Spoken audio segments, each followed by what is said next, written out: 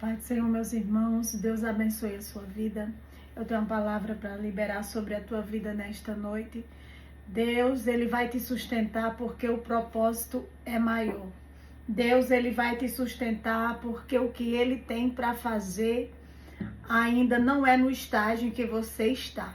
Vai ter continuidade nessa história. Vai ter continuidade nesse projeto que o céu já liberou sobre a tua vida.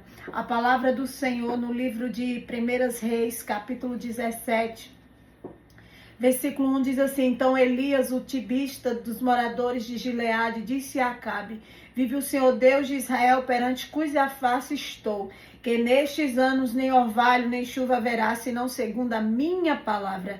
Depois veio a ele a palavra do Senhor dizendo: Retira-te daqui e vai para o oriente e esconde junto ao ribeiro de Querite, que está diante do Jordão. E há de ser que beberás do ribeiro, e eu tenho ordenado aos corvos que ali te sustentem. Elias, ele libera uma palavra. E a palavra de Elias, ela é selada pelo Senhor. Após liberar essa palavra, Deus sela e Deus, ele cerra os céus, aonde não haverá chuva naquele lugar. Deus, ele dá um endereço a Elias, aonde o próprio Deus, em tempos difíceis, iria sustentar o próprio Elias. Deus manda ele seguir uma direção. Após liberar aquela palavra, Elias segue a direção do Senhor e ele fica bebendo água daquele ribeiro de Querite. Ali Deus o alimenta, manda os corvos o alimentar. Elias passou-se dias ali se alimentando dos alimentos que os corvos traziam, ordenado por Deus, e bebendo da água daquele ribeiro. Existe um tempo de Deus na tua vida em que você vai beber da água desse ribeiro, em que o alimento Deus vai ordenar alguém e deixar até você. Só que esse tempo não é permanente. Esse é um tempo onde você vai ficar naquele determinado lugar, vendo Deus cumprir a palavra que foi liberada. Faltava água, mas Elias tinha água do ribeiro, porque assim Deus o ordenou lugar determinado para ir. Quando Deus te dá uma ordem, ele se responsabiliza em cuidar de você. Deus deu uma direção e Elias foi obediente. Enquanto ele obedecia, não faltou água. Enquanto ele obedecia, houve alimento. Deus usa aves de rapina para levar para Elias carne. E Deus faz como Ele quer. Talvez Deus te dê uma direção e você não sabe como vai ser sustentado nessa direção.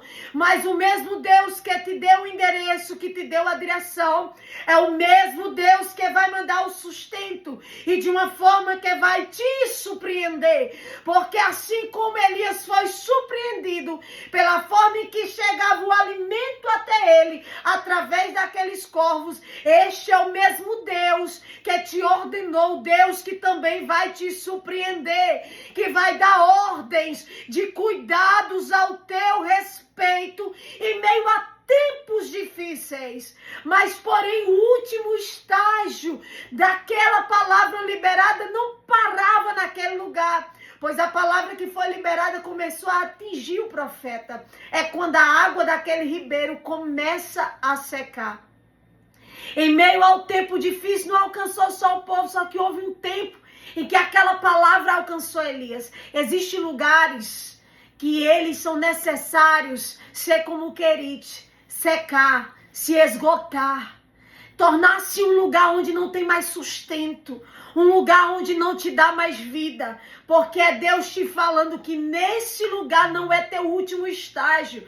Ei, Elias, o Querite está até confortável, tem água, tem alimento, só que Deus tinha muito mais para fazer na vida de Elias, e através disso Deus permite que aquela palavra de seca alcance também o ribeiro de Querite. É quando as águas secas e pelas águas secar, Deus libera outra palavra para Elias, porque era necessário Elias sair daquele lugar, porque havia outra providência de Deus, para Deus operar através da vida de Elias. Tem gente que o ribeiro está seco e ele está parado lamentando o ribeiro que secou. Tem gente que Deus já deu ordem aos corvos para não entregar mais alimento e ele está sentado reclamando porque Deus parou de mandar o mantimento que ele recebia. Tem gente que está lamentando aquilo que Deus fez cessar, porque a sinalização de tudo isso que está cessando é Deus te dizendo: eu tenho outro endereço para você. Eu tenho algo bem maior para fazer na tua vida. O que Deus tem para fazer na tua vida não é te deixar sentado só recebendo. O que Deus tem para fazer na tua vida é algo que vai te alcançar e vai alcançar mais alguém que está necessitado daquilo que você carrega, daquilo que Deus já depositou em você. Deus não queria que Elias passasse aquele tempo de dificuldade sentado na beira de um querite. Havia alguém que estava a ponto de desistir, enquanto o Elias estava parado, olhando para um ribeiro seco. Só que Deus manda o Elias se levantar porque tinha alguém que ele já tinha ordenado para o alimentar. Olha o que Deus faz com Elias. Elias, tem alguém que eu já ordenei para te alimentar. Elias, eu acredito que empolgado se levantou, você sustentado mais uma vez.